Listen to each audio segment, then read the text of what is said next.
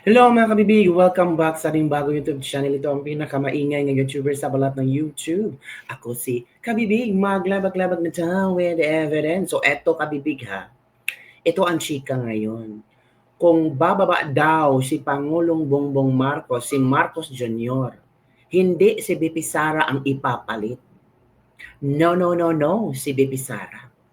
Si Ramon ang napupusuan, ang nakikita ng mga ilang tsismosang palaka na magiging bagong caretaker ng Pilipinas.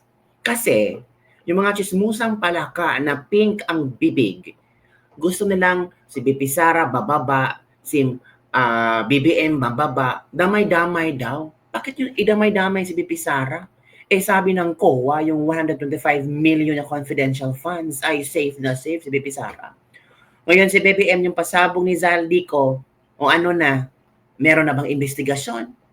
Kaya kabibig, sinisigaw ng mga ano ba, mga kokak na pink ang labi. Sabi nila na kung bababa si BBM, sama si Sara. It's because hindi kasi pink ang VP or Vice Presidente. Kung pink pa ang Vice Presidente, Presidente lang ang kailangan hamonin pababa.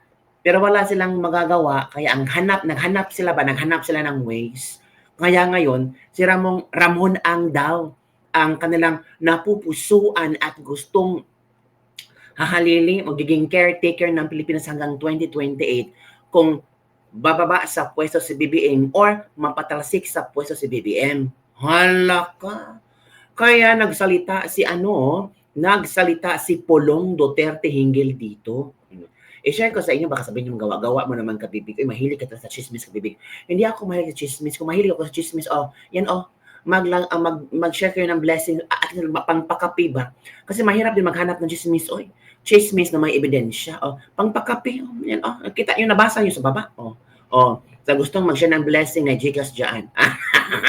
Share the blessing, nadami yung pera mo. Ito na nakita ko kabibig. Ito libak-libak with evidence tayo ha. Libak-libak with evidence to. Hindi ito chika-chika lang na puro chika. Ito ang nakita ko. Congressman Paulo Polong Duterte. Statement of Representative Paulo Z. Duterte on reports of oligarchs, ang mga oligarko, ang mga pinklawan, ang mga pink ug labi, orchestrating a military-backed reset and installing a business tycoon as caretaker president. Tingnan nyo, caretaker president. The recent political report claiming that Ramon Ang is being eyed as a caretaker president and a supposed military-backed reset is nothing short of alarming and outright unconstitutional. If true, this signals a dangerous point in our history where the Philippines looks less like a republic and more like a banana republic run by the highest bidder. So yung yung posisyon ng presidente ay pwede, mag-bid ako ha. Ang bid ko, 20 billion. Ikaw na ang uupo. Ganun pala. Merong mag-bid ng 100 billion. Ikaw na. Ito pala. Ito ano yun sa Pilipinas? Bidding-bidding na? Tatlo na ang nag-a-act na presidente ng Pilipinas. And now oligarchs are allegedly lining up to install one of their own. This is not governance. This is not democracy. This is corporate capture of the state. And it doesn't stop there.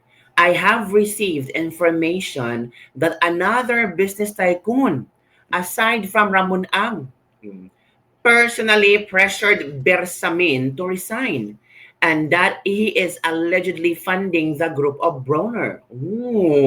Nako, kung pulong dapat may ebidensya ka.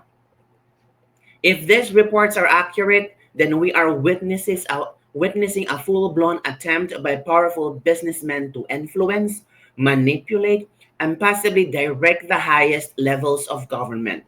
The oligarchs are back, and they're not even trying to hide it.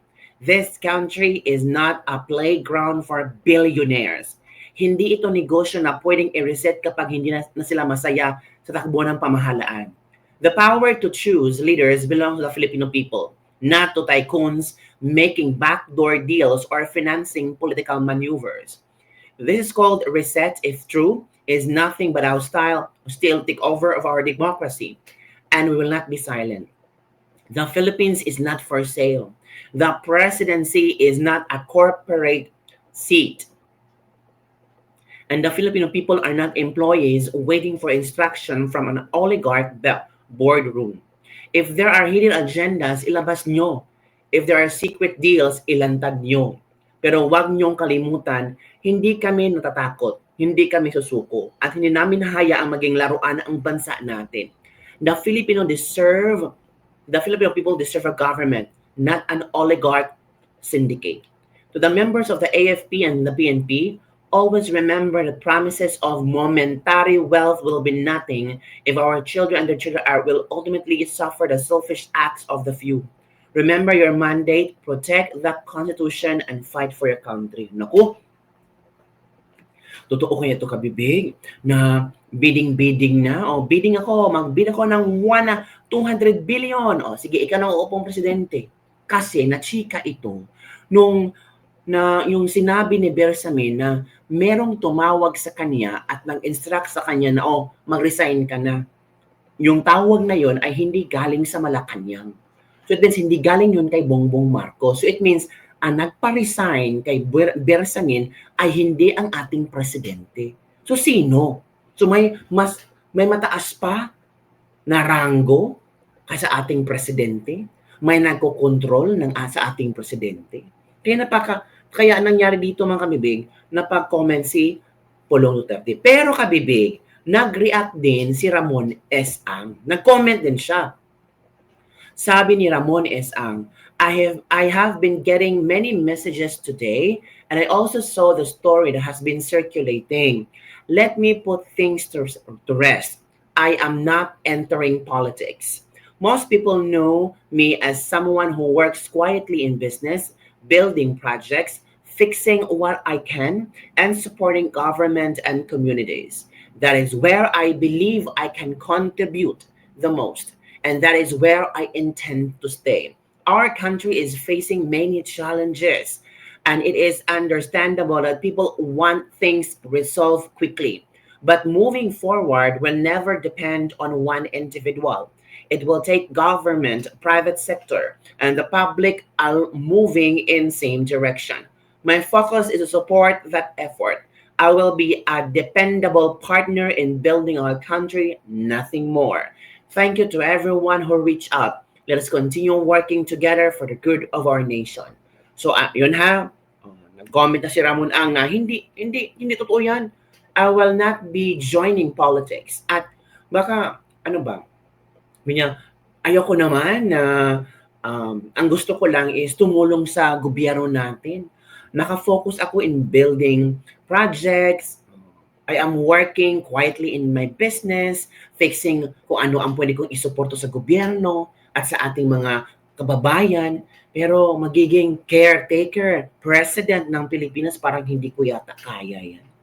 Yan ang komento ni Ramon Ang. Pero yung pasabog ni Pulong Duterte na may kinausap I have received information that another business tycoon personally pressured Bersamin to resign, and that is he is allegedly funding the group of Bronner. Ako, grabe ka, bibing. Ilabas yun na ang mga resibo ninyo. Oy, para magkaalaman na ba? Parang, grabe no? Yung, doon talaga ang mga tao ng na curious talaga. Na hindi yung tumawag kay Bersamin, hindi sa Malacanang, hindi si Pangulong Duterte at Bongbong Marcos. Or, I don't know, anyone related to Bongbong Marcos. Sino yun? Yun ang malaking tanong, mga kabibig. Yun ang pinag-uusapan ng maraming Pilipino ngayon. So it means meron pang mas mataas at mas powerful kay Bongbong Marcos. Kasi, yun, sabi nga ni Karen Davila, si Karen Davila nga, napatanto din.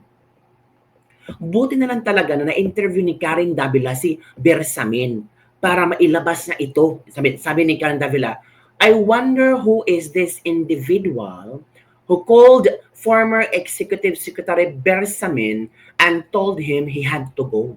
Diba? Bersamin said the caller was not from Malacanang but a private individual. O hindi ka ba mapapasol dyan? My sources tell me this individual also called former Budget Secretary Mina Pangandaman when she was in the middle of the Senate budget deliberation. Ooh, must had a lot of power and influence. Ano sino to mga kabibig? Diba? Sino yan? O ito mga komento ng ating mga netizen. Tambaloslos yarn. He's the one who recommends Bunuan as the PWD Secretary, Pangandaman as DBM Secretary, and also Bersamin as Executive Secretary. Sabi ni Henry Ramilo, di na yata si BBM na nagpapatakbo ng gobyerno. Ghost President na din. Takot naman. Nung una, sabi niya from Malacanang, malapit sa presidente. At ngayon, private citizen. Mana talaga ang amo ng singulang tanga. Ito pa. Ano pa, edi CIA kasi hawak ng leeg si Bangang. Ano? Grabing administrasyon na to. Sino kaya ang nasa likod at tumawag kay Bersamin? Si Froggy daw. Yun ang Froggy. Parang pinapagalaw ng sindikato yung gobyerno natin. Naku po. I think that must be GO. Ano, ay, sino ba? May mga pangalan dito pero hindi ko lang baban. Si Madam Madam L. Sino si Madam L? I can think only two names, sabi ni Rufino Vargas, Liza Marcos and Martin Romualdez. But the former is in Malacanang. Oh. So yun ang komento ng mga netizen na talagang nagtataka sila. Tapos itong sabi nila na posibleng mga business tycoon ang magiging caretaker president ng Pilipinas. Bidding na daw to. Uy, totoo ba yan? Bidding. Sana wala namang ganyan. No? Maawa tayo sa mga Pilipino. Maawa naman po kayo sa amin, mga Pilipino. Huwag niyo namang paglaruan ang Pilipinas, paglaruan ang ekonomiya, paglaruan ang mga tao. Kasi iniisip nyo, naku, yung mga pobre, kailangan na yan ng konting ayuda, tatahimik na yan. Huwag naman po kayong ganyan. Tao din po kami. Nangangarap na sana maayos ang buhay namin. Nangangarap kami na someday aangat din ang mga buhay namin. Kahit alam namin na sa laylayan kami, mahirap kami. Sana, maging patas din kayo. Kasi mga Pilipino din kami. Nasa Pilipinas kami nakatira and we vote for our president or sino bang politiko na iniisip namin na makakatulong na umangat at aangat ang buhay namin. Akala namin bagong Pilipinas, sama-sama tayo sa bagong Pilipinas. Kayo lang pala, biding-biding lang pala to. Yun lang kabibig ang ating libak-libak for sana hindi totoo ito ha. At nagsabi naman si Ramon na hindi totoo yan. Wala akong intensyon na pumasok sa politika. Hindi ka bibig. Don't forget to like, subscribe, and share this video. Bye everyone. See you next time.